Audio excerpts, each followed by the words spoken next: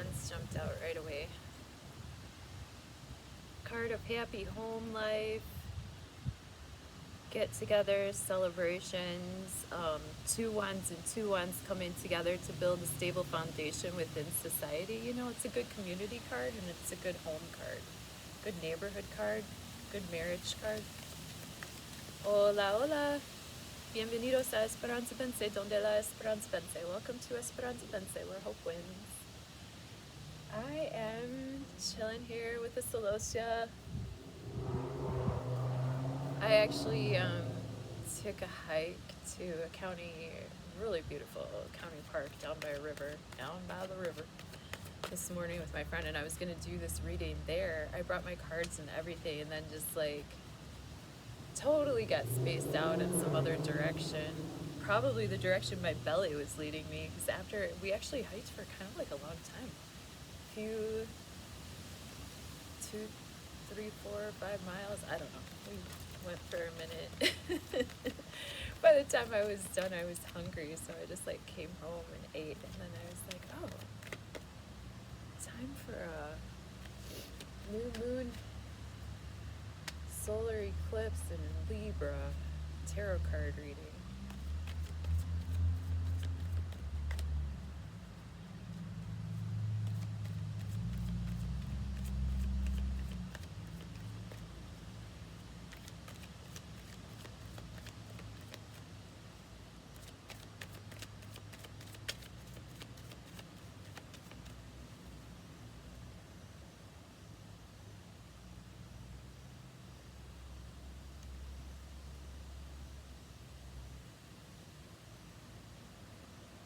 Alright, cool, thanks. Thanks for fine-tuning your free will and intuition with me. Us. What's crossing us? Near past, near future, conscious awareness, subconscious awareness. How do we see ourselves? How do others see us? What are our hopes and fears? And what's the likely outcome? It's pretty windy, so I have like little kind of props to hold the cards down in place, and I'm also using my body to do that. So yeah, wow. New moon in Libra, annular solar eclipse. It's visible. Parts of the South Pacific, South America, a little bit of Antarctica, I think. You can see it.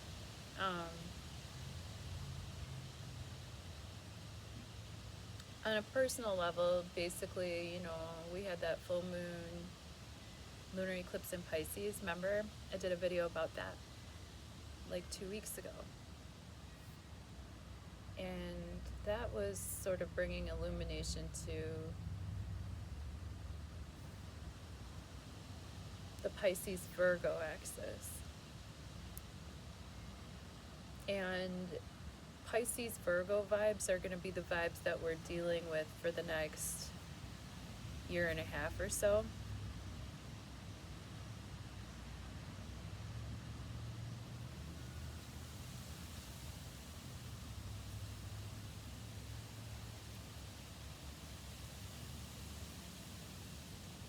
Yeah, but what we're closing out right now, you know, the South Node right now is in Libra. And so the South Node's like, what are we getting rid of? What are we letting go of? What are we like excreting? And this is also closing out a cycle of the dynamic between Libra and Aries. like me and we. What conversations are we closing out surrounding those themes? So, Ten of Pentacles reversed is our main topic for this reading. With the Ten of Pentacles reversed, we get a situation to where, sorry, I don't know. There we go. Yeah, I don't know how well you can see that. It's a little bit bright now, huh? Oh, now it's dark. Now maybe it's all right. I don't know. The Ten of Pentacles reversed, you know, we have a situation where we're wondering what sort of legacy is going to be left behind. Here, this is a proper legacy of somebody who's been very practical in their lives. They've been practical in their partnerships as well. They've brought Five Pentacles to the situation. Their partner brought Five Pentacles to the situation. Grandpa, you know, had Pentacles to begin with. The children are going to also be able to benefit from this family legacy. You know, even the dogs, right?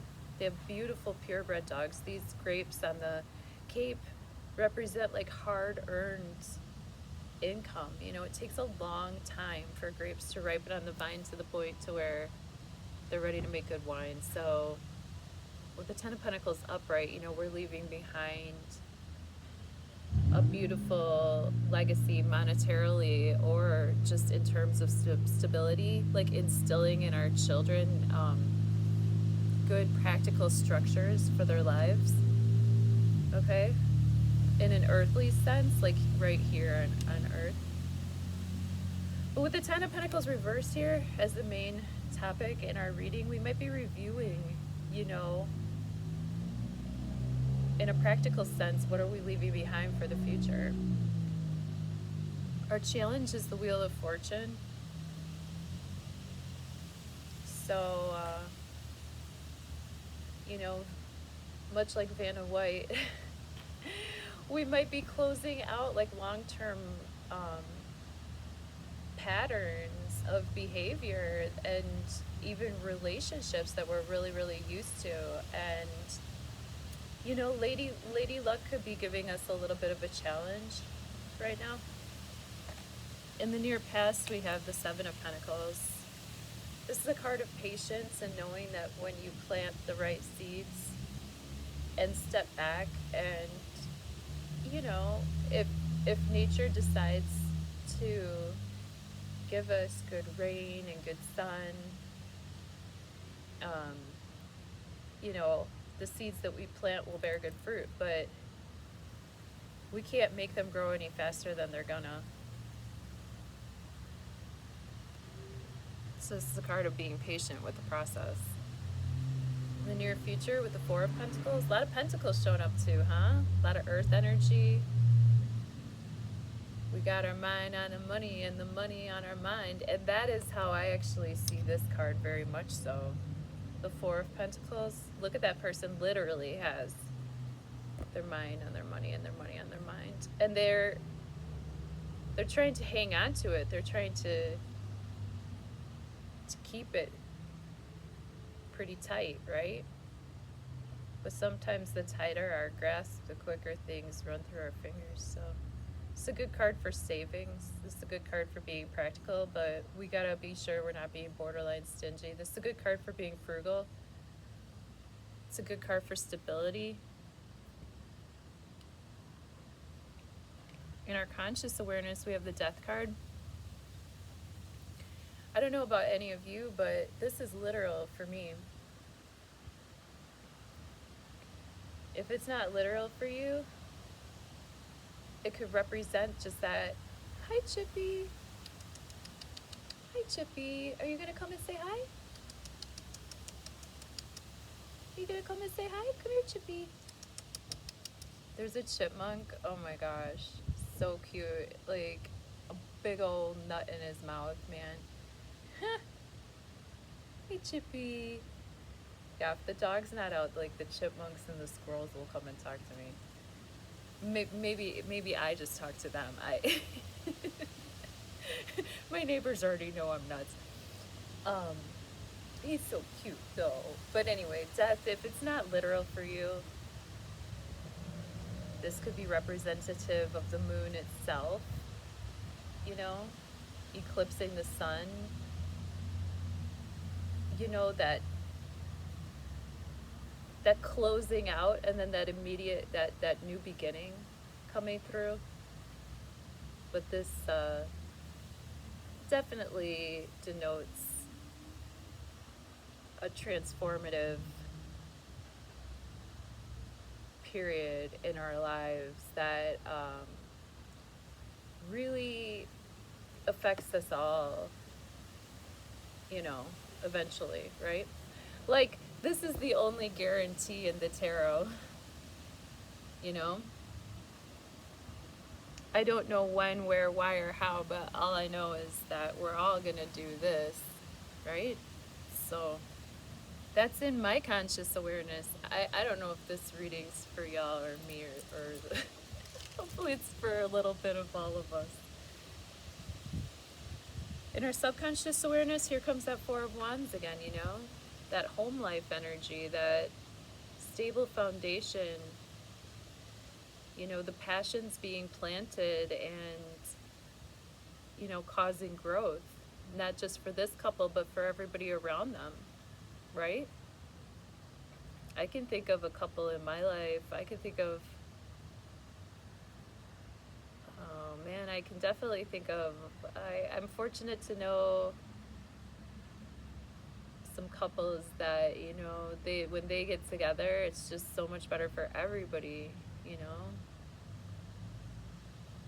They have good kids and they're cool people and they set a great example for other people's kids too, and for me and you know?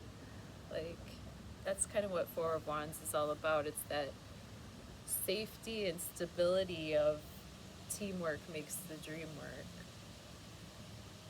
With the Page of Swords reversed, how do we see ourselves? Maybe it's hard for us to get a handle on how we want to communicate in these situations. It might be hard for us to get a handle on the right information at the right times and the right words. And, you know, maybe we wanted a new start in terms of communications, and it could just, like, be hard for us to speak up at the moment. This is an actual person in our lives. It could be a Libra person with that air energy and the sword. Libras love their swords, you know, when they're handling those scales of justice, trying to balance those scales of justice. The sword cuts through the BS, and like with this on the reverse, it might be hard for us to speak up at times. But you know, the pages always bring kind of a fresh kind of energy. And like I said, if it's a person in our lives, it could be a Libra or another air sign, maybe a Gemini or an Aquarius person in our lives. They might feel stifled to speak up about certain things. With the Hermit card, how do other people see us? Maybe we're not as social as usual during this time, or maybe this is a good time to, you know, this can also be a card of like, what is your environment support? And, you know, we could be supported to sort of like take some time, some solo time, some quiet time, some time in the dark, to focus on what light we're bringing into the world and how we're going to handle it. With the Queen of Wands in our hopes and fears position, if it's a person in our lives, this could be a Sagittarius, a Leo, an Aries person. If it's an energy we could be hopeful for, but we could also fear our own divine feminine power of creativity, reproduction, growth, energy, vitality, intuition, you know, the ability to roar for what we feel passionate about, but to be relaxed and ready and be able to take in the sun when we can and make hay when the sun shines. So in our hopes and fears position, that could be kind of what we're projecting right now. And with the Queen of Pentacles as the likely outcome, this is such a good mother figure. This is just such a comforting Venus energy here. This is like Taurus, this could be Virgo, Capricorn, somebody who's very, very careful with what she values and whom. And she is probably pretty productive, fertile, productive, somebody that brings a lot into the world with her when she comes around. And she's a stable person or character or energy to rely upon.